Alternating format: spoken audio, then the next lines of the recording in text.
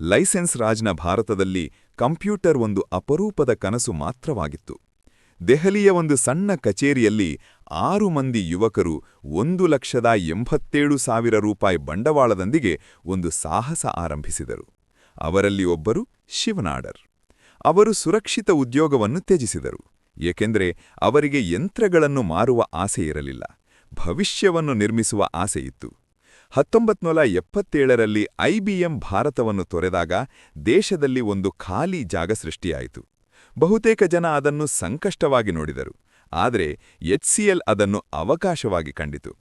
ಭಾರತೀಯ ಪರಿಸ್ಥಿತಿಗೆ ತಕ್ಕಂತೆ ಭಾರತೀಯ ಮೈಕ್ರೋ ಕಂಪ್ಯೂಟರ್ ನಿರ್ಮಿಸಲಾಯಿತು. ಇದು ಕೇವಲ ಒಂದು ಉತ್ಪನ್ನವಲ್ಲ, ಒಂದು ಘೋಷಣೆ: ನಾವು ಕೂಡ ಸಾಧ್ಯ. 1990ರ ದಶಕದಲ್ಲಿ ಆರ್ಥಿಕ ಉದಾರೀಕರಣದೊಂದಿಗೆ ಹೊಸ ಯುಗ ಆರಂಭವಾಯಿತು. ಇನ್ಫೋಸಿಸ್, TCS, ವಿಪ್ರೋ ಮುಂತಾದ ಕಂಪನಿಗಳು ಸಾಫ್ಟ್ವೇರ್ ಸೇವೆಗಳ ಮೂಲಕ ಜಾಗತಿಕ ವೇದಿಕೆಗೆ ಹೆಜ್ಜೆಯಿಟ್ಟವು.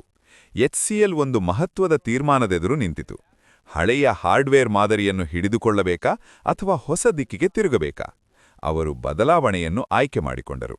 2005ರಲ್ಲಿ ಹೊಸ CEO Vineet Nayar employees first, customers second ಎಂಬ ಧೈರ್ಯಶಾಲಿ ಘೋಷಣೆಯನ್ನು ಮಾಡಿದರು. ಇದು ಕಾರ್ಪೊರೇಟ್ ಜಗತ್ತಿಗೆ ಅಚ್ಚರಿ ತಂದರೂ ಸಂಸ್ಥೆಯ ಒಳಗಿನಿಂದ ಶಕ್ತಿಯನ್ನು ನಿರ್ಮಿಸಿತು. HCL ಟೆಕ್ ವೇಗವಾಗಿ ಬೆಳೆಯತೊಡಗಿತು.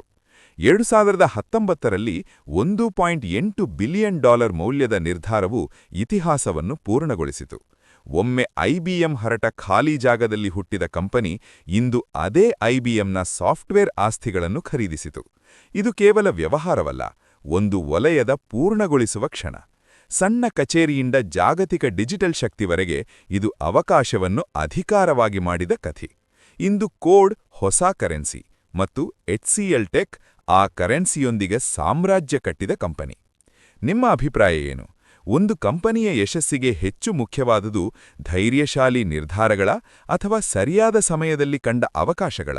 ಕಾಮೆಂಟ್ನಲ್ಲಿ ನಿಮ್ಮ ಅಭಿಪ್ರಾಯ ಹಂಚಿಕೊಳ್ಳಿ.